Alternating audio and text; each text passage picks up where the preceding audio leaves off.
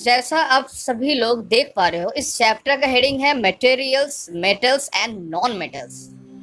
यानी जितने भी आपके इस चैप्टर्स में बातें होंगी वो मटेरियल्स के बारे में होंगी।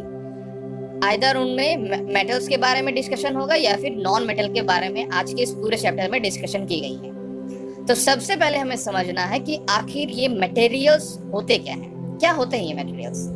ऐसे सब्सटेंसेस जिनमें वॉल्यूम होता है, जिनमें मास होता है, जो कुछ जगह को टेक्सअप करते हैं, कुछ जगह को घेर लेते हैं, तो उन्हें हम मटेरियल्स कहते हैं। अब है कि मेटल्स क्या है? ऐसे सब्सटेंसेस जिनमें हार्डनेस का एक फीचर्स पाया जाता है, जिनमें डक्टाइल का फीचर्स पाया जाता है, जिनमें मेलिएबल का प्रॉपर्टीज पाए जाते हैं, जो गुड कंडक्टर होते हैं हीट के, इलेक्ट्रिसिटी के, वो ही जनरली मेटल्स हम उन्हें कहते हैं। अब है कि नॉन मेटल्स क्या है? तो जिनमें मेटल्स के जितने भी कैरेक्टर फीचर्स मैंने प्रॉपर्टीज कही, मतलब डक्टाइल हो या फिर सोनोरस हो या फिर good conductor of heat and electricity हो, हार्ड हो, ये जितने भी सारे कैरेक्टर्स हैं वो नॉन मेटल्स में नहीं पाए जाते हैं। इसीलिए कहा ही गया है नॉन मेटल्स, जो मेटल्स नहीं है। ओके, अब हमें इस चैप्टर में आगे जानना है कि आखिर तो किसी भी मटेरियल के कितने सारे प्रॉपर्टीज हो सकते हैं, पहले इसे समझिए। तो सबसे पहले किसी भी मटेरियल के दो ही प्रॉपर्टीज होते हैं। स्पेसिफिक प्रॉपर्टी किसी भी मैटर के दो ही होते हैं। एक होते हैं फिजिकल प्रॉपर्टी, एक होते हैं केमिकल प्रॉपर्टीज। फिजिकल प्रॉपर्टीज में generally smell, colour, state, melting point, boiling point, magnetic properties, ये किसी भी मटेरियल्स के फिजिकल प्रॉपर्टीज में इंक्लूड होते हैं। इन्हें हम लोग फिजिकल प्रॉपर्टीज में पढ़ते हैं। अब है कि केमिकल प्रॉपर्टीज में क्या पढ़ेंगे? केमिकल प्रॉपर्टीज में किसी भी मटेरियल के स्ट्रक्चर यानी इंटरनल स्ट्रक्चर के बारे में हमें पढ़ते हैं। तो वो क्या पढ़ते हैं? वो कितने एटम्स, मॉलिक्यूल से बने हैं, कैसे बने हैं, उनका रिएक्शंस क्या है, कैसे वो रिएक्शंस करते हैं, वो एक्सोथर्मिक रिएक्शंस, एंडोथर्मिक रिएक्शंस, या फिर क्या वो रिएक्टिव करके, क्या रिएक्शंस करके वो मैटर, एक नया मैटर क्या बन पाता है। यानी केमिकल प्रॉपर्टीज में आप बोल सकते हैं किसी भी मैटर का इंटरनल स्ट्रक्चर के बारे में डील्स करता है ये केमिकल स्ट्रक्चर या केमिकल प्रॉपर्टीज। अब केमिकल प्रॉपर्टी किसी भी अगर मैटर का अगर चेंज हो जाए तो वो एक नया फॉर्मेशन, एक नया सब्सटेंस क्रिएट होता है। लेकिन फिजिकल प्रॉपर्टीज में किसी भी मैटर का अगर चेंज होता है तो उनमें नया सब्सटेंस क्रिएट नहीं होते हैं। अब हम इस वीडियो में आगे बढ़ेंगे और जान लेंगे physical properties of metals and non metals. जैसा मैंने आप लोगों को बताया, फिजिकल प्रॉपर्टीज आखिर क्या होते हैं, यानी आउटर स्ट्रक्चर को हमें जानना है पहले किसी भी मैटर के। तो आउटर स्ट्रक्चर में आप देख पा रहे हो, हमारा जो फर्स्ट वर्ड है ना वो है मेलिएबिलिटी। मेलिएबिलिटी वर्ड का क्या मतलब है? What do you mean by malleability? Able to be hammered और कंप्रेस्ड विदाउट ब्रेकिंग और क्रैकिंग, यही है मेलिएबिलिटी। मेलिएबिलिटी मतलब किसी भी मैटर को आप चेंज कर सकते हो। कैसे चेंज कर सकते हो, किसमें चेंज कर सकते हो? तो वह है थिन शीट्स में किसी भी मैटर को अगर आप चेंज कर सकते हो हैमर्ड के द्वारा, कंप्रेस्ड करके। तो यह जो प्रॉपर्टीज होता है ना, वो ही प्रॉपर्टीज मेलिएबिलिटी कहलाता है। ये किसी भी मैटर का हो सकता है। जनरली ये किसी भी मेटल्स के लिए होता है। मेटल में ये मेलिएबिलिटी प्रॉपर्टीज जरूर पाए जाएंगे। नेक्स्ट हम लोग आगे बढ़ेंगे, एक और प्रॉपर्टीज देख लेंगे मेटल्स का, वो है ductility. What is ductility? Able to be drawn out into thin wire. It is the properties of metals. और ये इसी प्रॉपर्टीज को हम लोग ductility कहते हैं। इसमें जनरली किसी भी मेटल्स को हम लोग पतले वायर में उसे चेंज कर सकते हैं। नेक्स्ट हम लोग एक और फिजिकल प्रॉपर्टीज देखेंगे, वह है sonorous. What do you mean by sonorous? तो सोनोरस क्या है? एक ऐसा फिजिकल प्रॉपर्टीज है किसी भी मेटल्स का जिसमें उसे कभी भी अगर बीट किया जाए तो वो एक साउंड क्रिएट करती है, एक रिंगिंग साउंड क्रिएट करती है। तो यह जो साउंड का क्रिएट होना यह ओनली मेटल्स ही कर सकते हैं। इसीलिए यह मेटल्स का एक और इम्पोर्टेंट कैरेक्टरिस्टिक्स और प्रॉपर्टी है, वह है सोनोरस। सोनोरस मीन्स ऐसे मेटल्स जो साउंड को क्रिएट कर पाए। तो अब हम लोग जानेंगे किसी भी मेटल्स के रिक्वायरमेंट के लिए कौन से प्रॉपर्टीज होने चाहिए। तो आप देख पा रहे हो उनमें से फर्स्ट है hard, then lustrous, malleable, ductile, sonorous and good conductor of heat and electricity. आपने जाना कि हार्ड मतलब क्या होता है, जिसे इजीली कंप्रेस्ड और स्क्रैच नहीं किया जा सकता है, वो है हार्ड। लस्ट्रस क्या है, जिसमें शाइनी होता है, ऐसे मेटल्स जिनमें जनरली शाइनी होते हैं। मैलिएबल जैसा मैंने कहा, इसमें थिन शीट्स में चेंज किए जा सकते हैं मेटल्स को। डक्टाइल, इसमें आप किसी भी मेटल्स को पतले वायर, थिन वायर में आप चेंज कर सकते हो। सोनोरस, ऐसे मटेरियल्स जो साउंड दें, आपको साउंड क्रिएट करे, रिंगिंग वाले sounds. And good conductor of heat and electricity, जो एक अच्छा कंडक्टर हो। इस what do you mean bye conductors, आपने पढ़ा था लास्ट के क्लासेस में भी, जो इजीली किसी भी हीट को और इलेक्ट्रिसिटी को वन एंड से दूसरे एंड को पासेस कर पाए, ऐसे मटेरियल्स को हम लोग कंडक्टर्स कहते हैं। तो ये इजीली मेटल्स हीट को एंड इलेक्ट्रिसिटी को वन एंड से दूसरे एंड में जाने के लिए इजीली पास करने देते हैं। तो इतने सारे जो प्रॉपर्टीज होते हैं ये किसी भी मेटल्स के हो सकते हैं, और ये फिजिकल प्रॉपर्टीज हैं, याद रखिएगा ये फिजिकल प्रॉपर्टीज हैं। अब हम लोग इस चैप्टर में आगे बढ़ेंगे और जान लेंगे आखिर नॉन मेटल्स क्या है। मेटल्स में प्रेजेंट जितने भी सारे प्रॉपर्टीज होते हैं, वे एक भी प्रॉपर्टीज जिस मटेरियल में नहीं पाए जाएं, उन मटेरियल को हम लोग नॉन मेटल्स कहते हैं। कहा ही जा रहा है नॉन मेटल्स, मतलब मेटल्स वो नहीं है, यानी मेटल का कोई भी कैरेक्टर्स उनमें नहीं है, ना वो हार्ड है, ना मैलिएबल है, ना ही गुड कंडक्टर ऑफ इलेक्ट्रिसिटी है। तो अब है कि कौन से एग्जांपल्स हैं मेटल्स के, कौन से एग्जांपल्स हैं नॉन मेटल के। यहाँ पर आप देख पा रहे हो मेटल्स के एग्जांपल्स हैं आयरन, कॉपर, एल्युमिनियम, इस कैल्शियम, इस मैग्नीशियम, ये एग्जांपल्स हैं मेटल्स के। देन नॉन मेटल्स के कौन से एग्जांपल्स हैं, आप देख पा रहे हो यहाँ पर sulphur, carbon, oxygen, phosphorus, These are the examples of non-metals। ये non-metals के examples हैं। अब हम लोग इस वीडियो में आगे बढ़ेंगे और जान लेंगे। तो फ्रेंड्स, यहाँ आप देख पा रहे हो chemical properties of metals and non metals.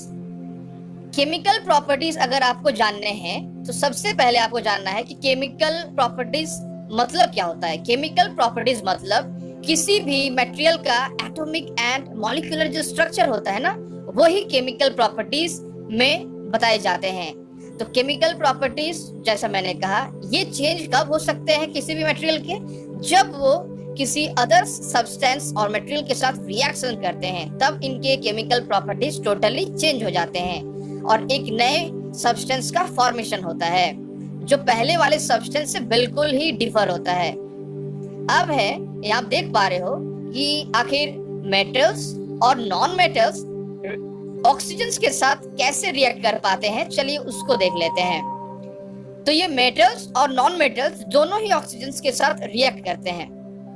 जैसा आप सभी को पता है कि ऑक्सीजन जनरली एयर में प्रेजेंट होते हैं। एयर में पहले जान ले कि कौन कौन सा कंपोनेंट प्रेजेंट होता है। एयर में generally nitrogen, oxygen, carbon dioxide and helium, neon, argon, इसके अलावा मीथेन एंड वाटर वेपर, सबसे most important water vapour present होते हैं। अब है कि ये जो मेटल्स होते हैं जनरली, ये मेटल्स कैसे रिएक्ट कर पाते हैं ऑक्सीजन के साथ। दैट मीन्स आप देख पा रहे हो मेटल, इसमें से एक एग्जांपल है आयरन का मैंने लिया है। देखो, तो आयरन जब oxygen and plus water, that means moist air के साथ जब रिएक्ट करती है ना, तब वो फेरिक ऑक्साइड का क्रिएट करती है। फेरिक ऑक्साइड मतलब रस्ट, यानी उस आयरन में रस्ट हो जाता है, जो पहले वाले सब्सटेंस से बिल्कुल अलग है। आयरन और फेरिक ऑक्साइड मतलब रस्ट, आयरन और रस्ट वाला आयरन दोनों का प्रॉपर्टीज बिल्कुल अलग है। नेक्स्ट हम लोग देखेंगे एक और मेटल से कि वो कैसे रिएक्ट कर पाती है। मैग्नीशियम, मैग्नीशियम जब ऑक्सीजन के साथ रिएक्ट करती है तब वो मैग्नीशियम ऑक्साइड्स बनाती है। अब है आयरन और मैग्नीशियम, इन दोनों जब एक नया फॉर्मेशंस बनाते हैं तब इनका जो नेचर होता है ना, वो बेसिक होता है या फिर एसिडिक होता है। जनरली जितने भी मेटल्स होते हैं ना, वो जो नया फॉर्मेशंस क्रिएट करते हैं अपने एक और सब्सटेंस को रिएक्शंस के थ्रू, देन उनका नेचर बेसिक ही होता है, एसिडिक नहीं होता है। एसिडिक वाले नेचर जनरली नॉन मेटल्स के होते हैं। चलिए देख लेते हैं एक और एग्जांपल्स मेटल्स से। आप देख पा रहे हो जो कॉपर है, जनरली कॉपर भी जब मॉइस्ट एयर के साथ लॉन्ग टर्म में कांटेक्ट बनाती है ना, तब कॉपर में भी एक ग्रीन डिपॉजिट हो जाता है उसके ऊपर। उस ग्रीन डिपॉजिट का नाम क्या है? कॉपर हाइड्रोक्साइड और कॉपर कार्बोनेट। ये है जनरली कॉपर के ऊपर डिपॉजिट्स जब हो जाते हैं। जनरली इनका भी नेचर बेसिक ही होता है। अब हम लोग देखेंगे एक नॉन मेटल्स वो कैसे रिएक्ट करते हैं ऑक्सीजन के साथ। चलिए देख लेंगे। जैसा आप सभी को पता है, सल्फर एक नॉन मेटल है। जब सल्फर ऑक्सीजन के साथ रिएक्ट करती है तो वो सल्फर डाइऑक्साइड गैस का क्रिएशन करती है, और उस सल्फर डाइऑक्साइड में गैसेस में जब हम लोग वाटर को मिक्स करते हैं ना, तब सल्फ्यूरस एसिड्स का क्रिएशन होता है। ये सल्फ्यूरस एसिड्स है ना, जनरली इनका नेचर कैसा होता है? बेसिक और एसिडिक। इनका नेचर एसिडिक होता है। और जनरली आप ये जान के रखें, generally oxides of non metals are acidic in nature.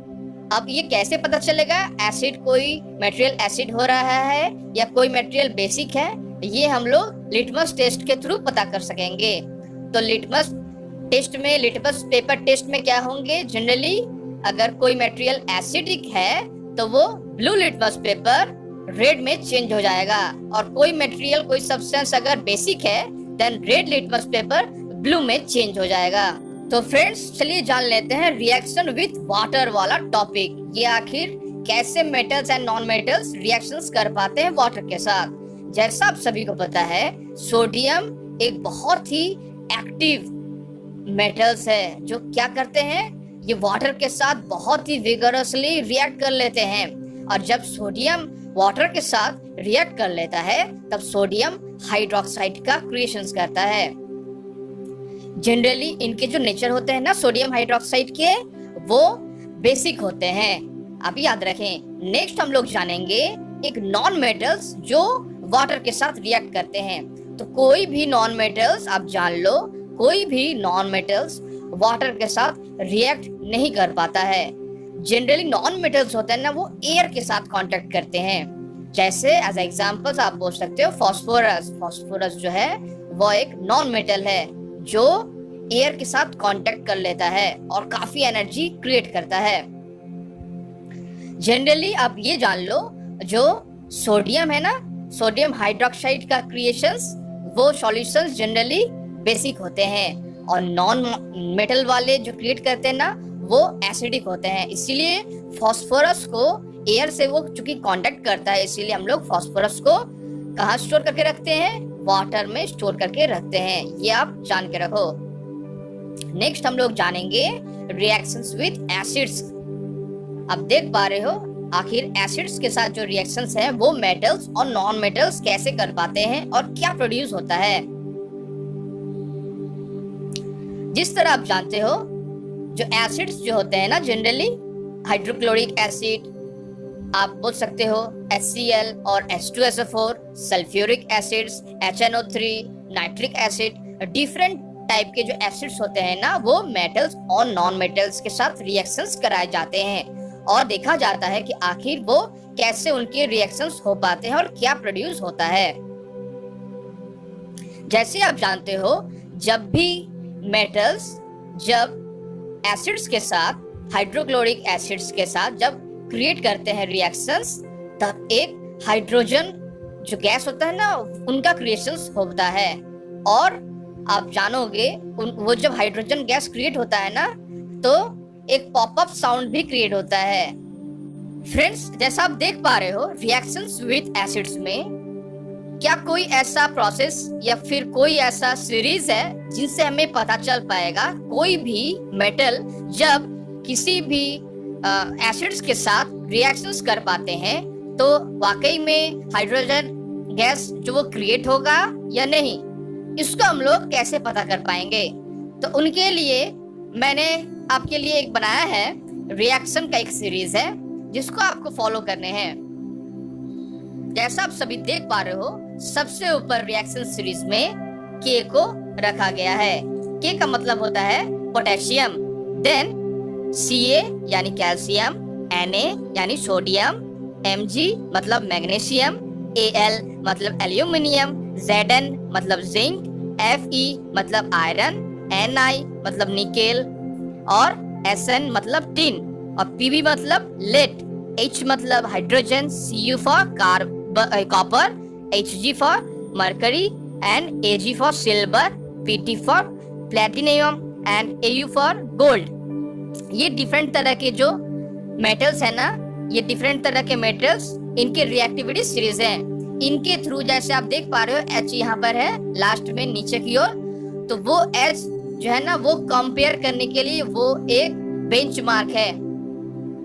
जो भी मेटल्स H से ऊपर होंगे ना, वो भी किसी एसिड्स के साथ रिएक्शंस करके हाइड्रोजन गैस को क्रिएट कर पाएंगे। ये टेबल आप लोग जरूर याद रखें। नेक्स्ट हम लोग देखेंगे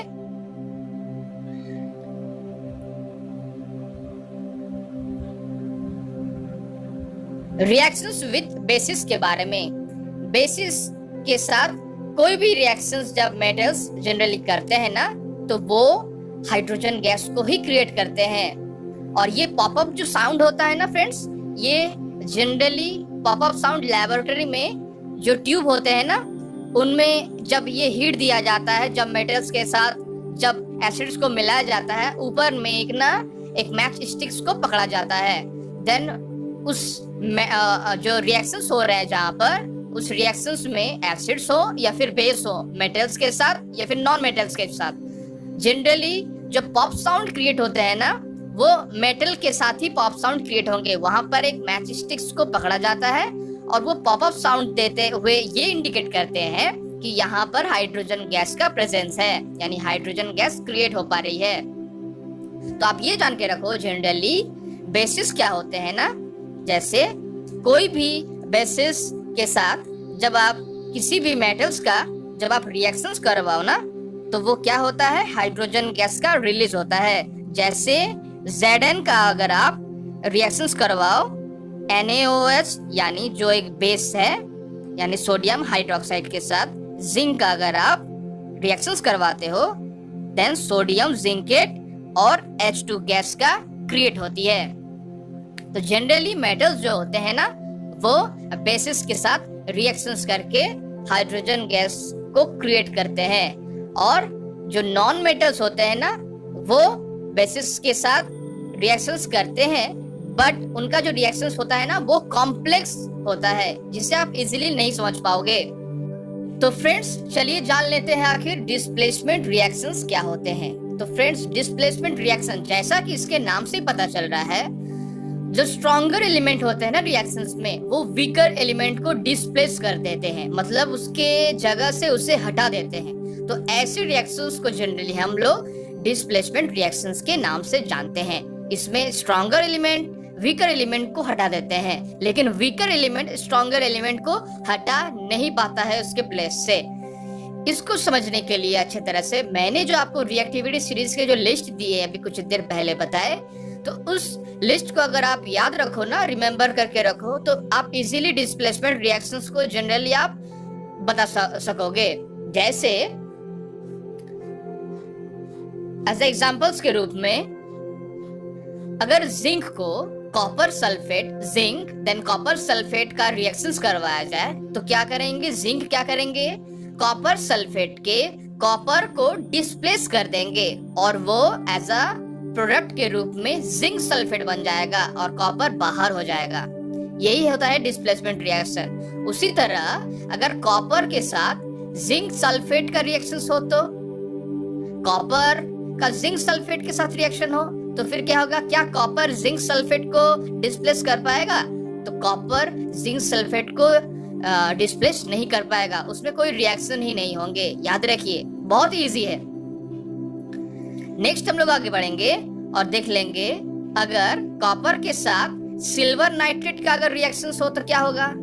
तो कॉपर जो सिल्वर है ना उसको डिस्प्लेस कर देंगे और वहां पर कॉपर नाइट्रेट बन जाएगा और जो सिल्वर है ना वो चला जाएगा बाहर। तो याद रखिए, जनरली इस डिस्प्लेसमेंट रिएक्शंस में जो स्ट्रॉन्गर एलिमेंट होते हैं ना वो डिस्प्लेस कर देते हैं वीकर एलिमेंट को, but a weaker element can not displace a stronger element. बहुत ही सिंपल है। और जो भी सॉल्यूशंस बन रहे हैं ना, इन सॉल्यूशंस का नाम है सॉल्ट सॉल्यूशंस, याद रखें। और एक बात, ये जो कॉपर सल्फेट है ना, जनरली इनका कलर जो होता है वो ब्लू होता है और ये जो जिंक सल्फेट है वो जिंक सल्फेट जनरली कलरलेस होते हैं। ये भी आपको याद रखने हैं। और ferrous sulphate generally green colour का होता है, ये भी आपको याद रखने हैं। तो फ्रेंड्स, अब इस वीडियो में हम लोग आगे बढ़ेंगे और जान लेंगे इस चैप्टर से जुड़े क्वेश्चंस और आंसर्स के बारे में।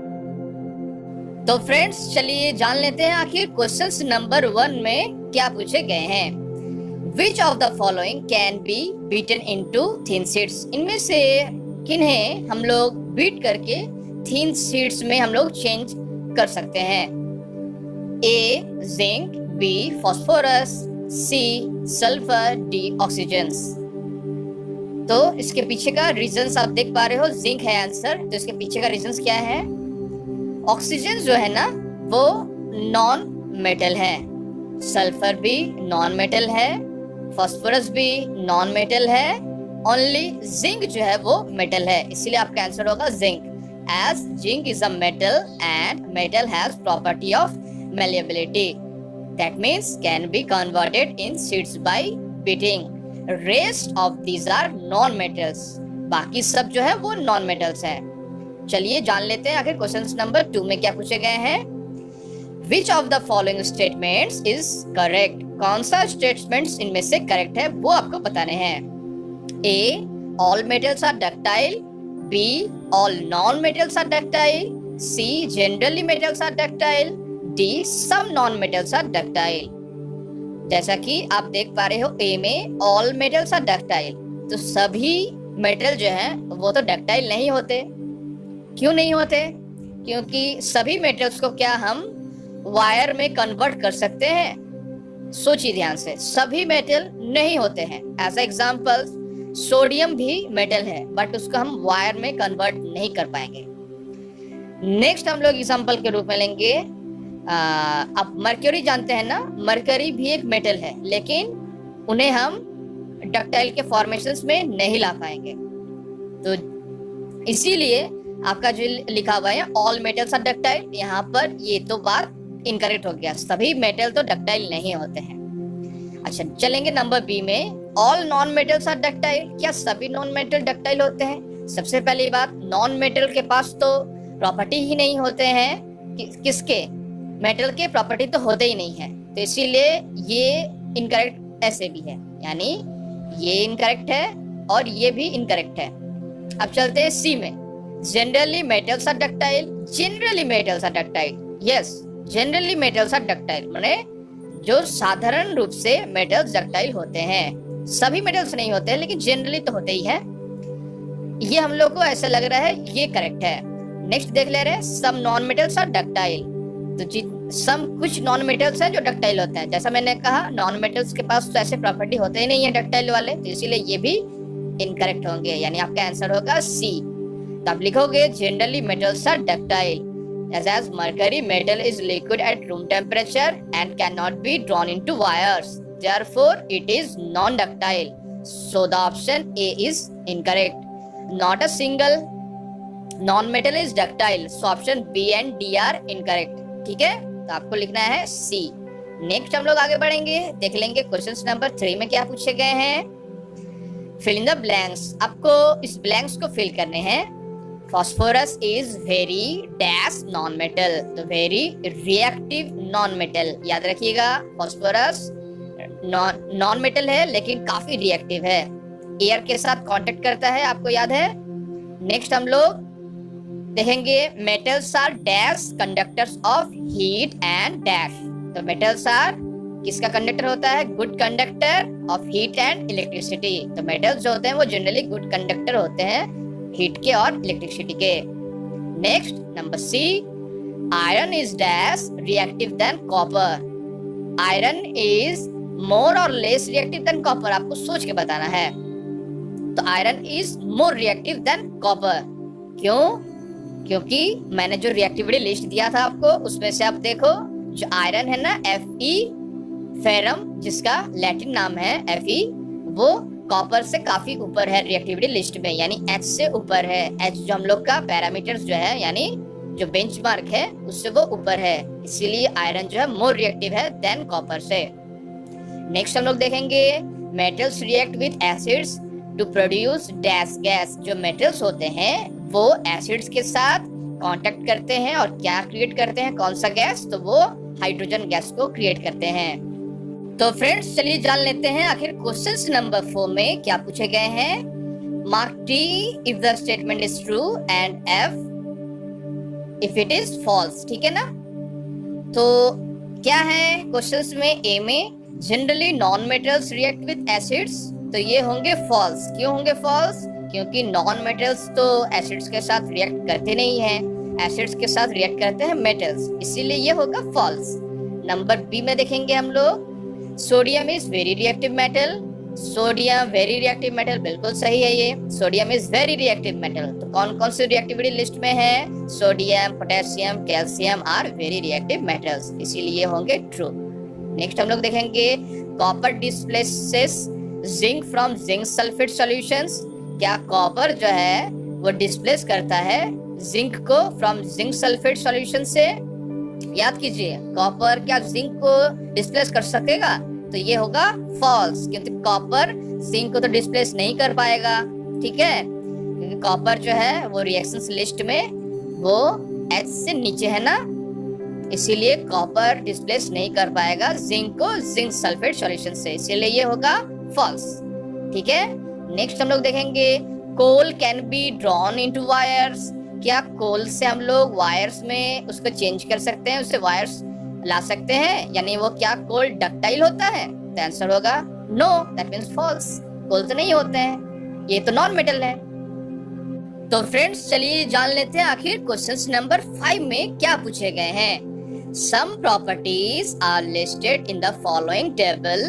Distinguish between metal and non metals on the basis of this properties. ठीक है, मतलब आपको कुछ दिए गए हैं, कुछ एक फॉलोइंग लिस्ट दिया गया है, टेबल दिया गया है, आपको बताने हैं, डिस्टिंग्विश बनाने हैं, दैट मींस डिफरेंशिएट क्रिएट करने हैं कौन से मेटल्स हैं कौन से नॉन मेटल्स हैं अकॉर्डिंग टू देयर प्रॉपर्टीज. ठीक है, तो आप देख पा रहे हो अपीयरेंस प्रॉपर्टीज में है appearance, hardness, malleability, ductility, heat conductions of electricity. तो आप कैसे लिखोगे? चलो देख लेते हैं.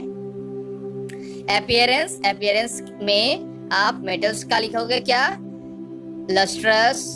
ठीक है, और वहीं नॉन मेटल के लिए आप लिखोगे डल. ठीक है, हार्डनेस के लिए मेटल्स के लिए हार्ड लिखोगे, नॉन मेटल्स के लिए सॉफ्ट लिखोगे. मेलिएबिलिटी के लिए मेलिएबल लिखोगे, इसमें लिखोगे नॉन मेलिएबल. नॉन मेटल्स में मेटल्स के लिए देन क्या लिखोगे? डक्टिलिटी के लिए डक्टाइल होते हैं, these are non metals, non ductile होते हैं.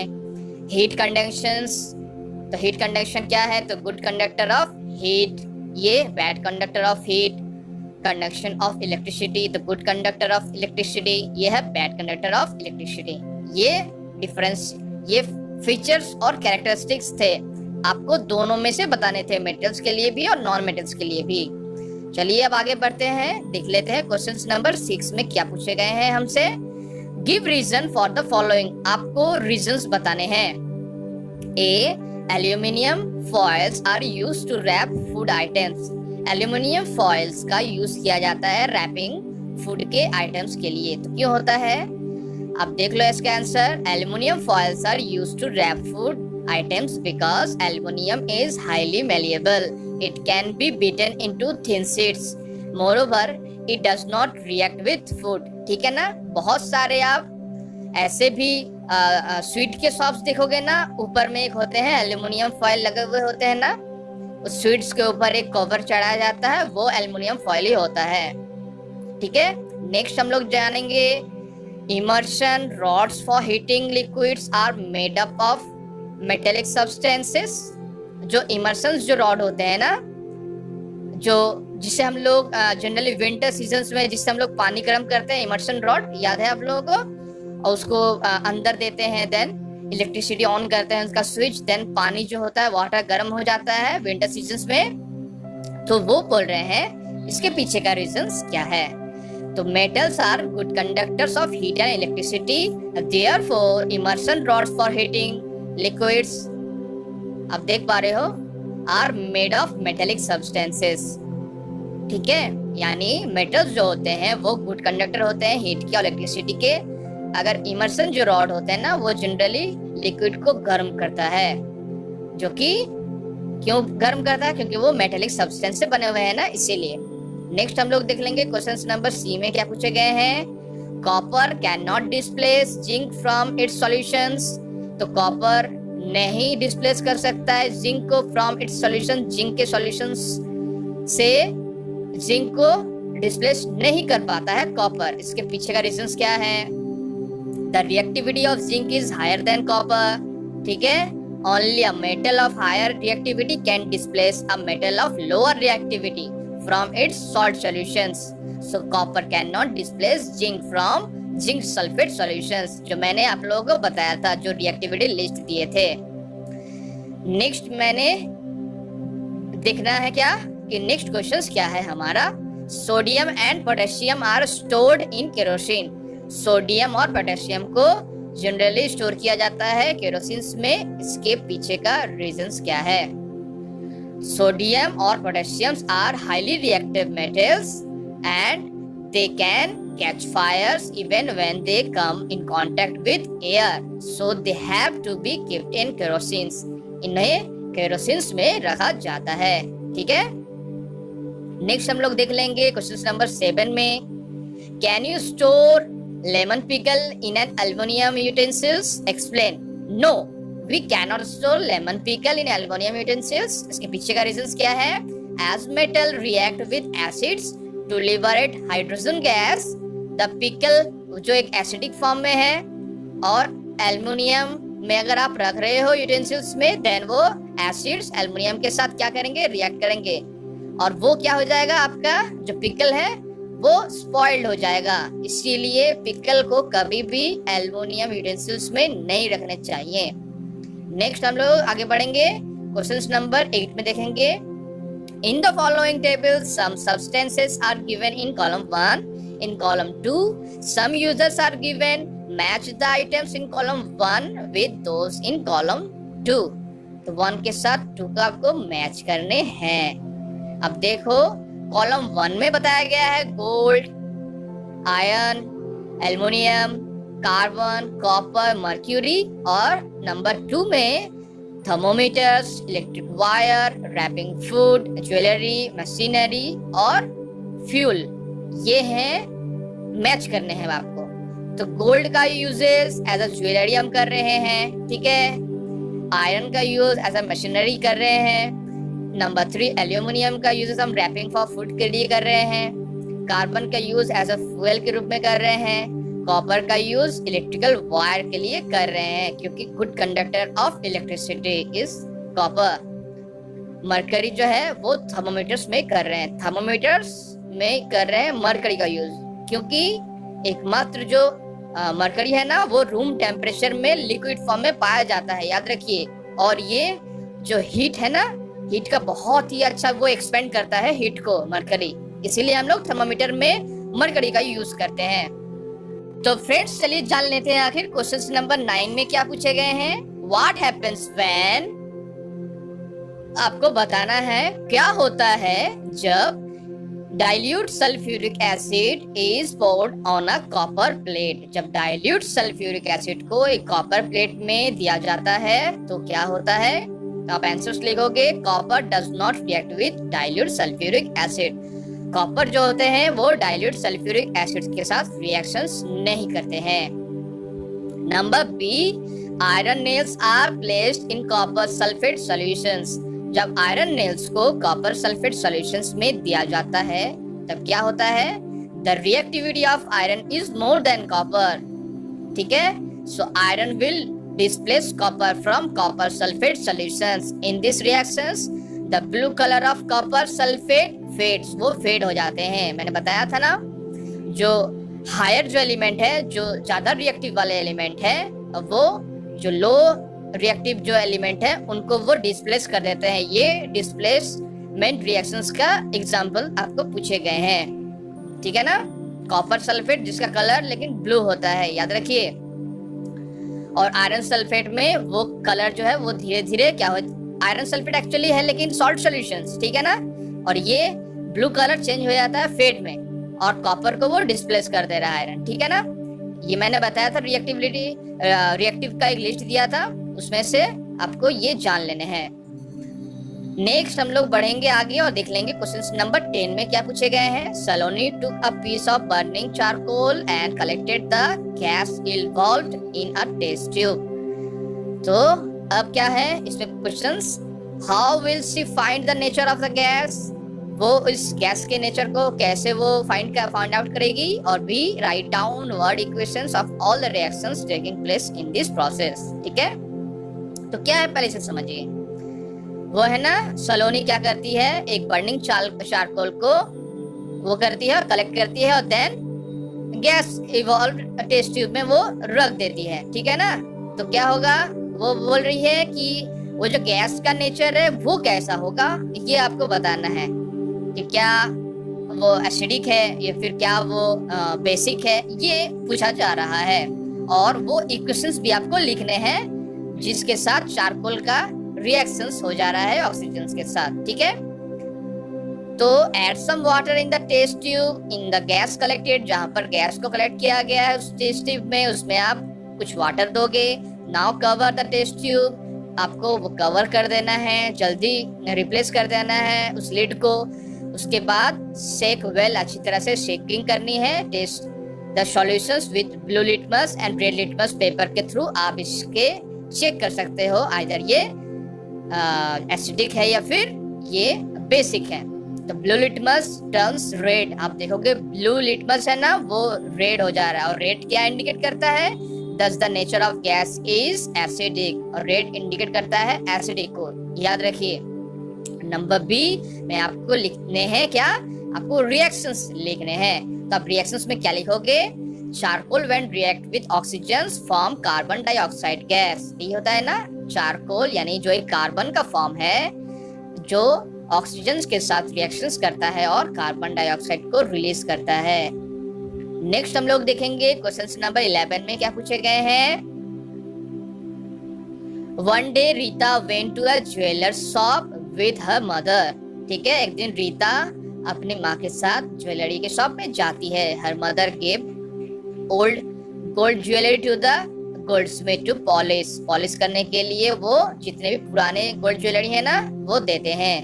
Next day when they brought the jewellery back, जब वो ज्वेलरी से आते हैं ना, they found that there was a slight loss in weight. उनका वेट जो होता है ज्वेलरी का वो लॉस थोड़ा हो गया उनके वेट में। Can you suggest the reason for the loss in weight, क्या आप उन्हें सजेस्ट कर सकते हो कि आखिर क्यों लॉस हुआ है वेट में, उनके जो ज्वेलरी के जो वेट हैं वो क्यों लॉस हो गए हैं, वो आपको बताने हैं।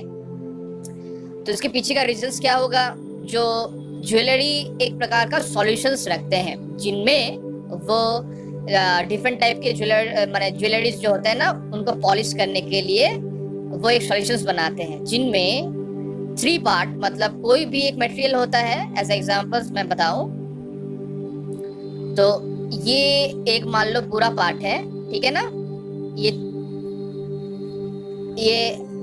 क्वाड है जिनको, तो इसका first part, second part, third part और फोर्थ पार्ट, ये फोर्थ पार्ट किसी भी एक स्ट्रक्चर को बना देता है, कंप्लीट करता है ना 4 पार्ट्स बन के।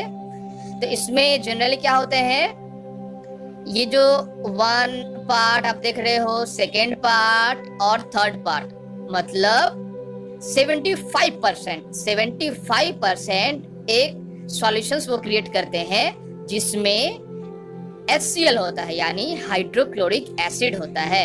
यानी एक सॉल्यूशंस बनाते हैं जिनमें 75% HCl होता है और 25% HNO3 मतलब नाइट्रिक एसिड होता है।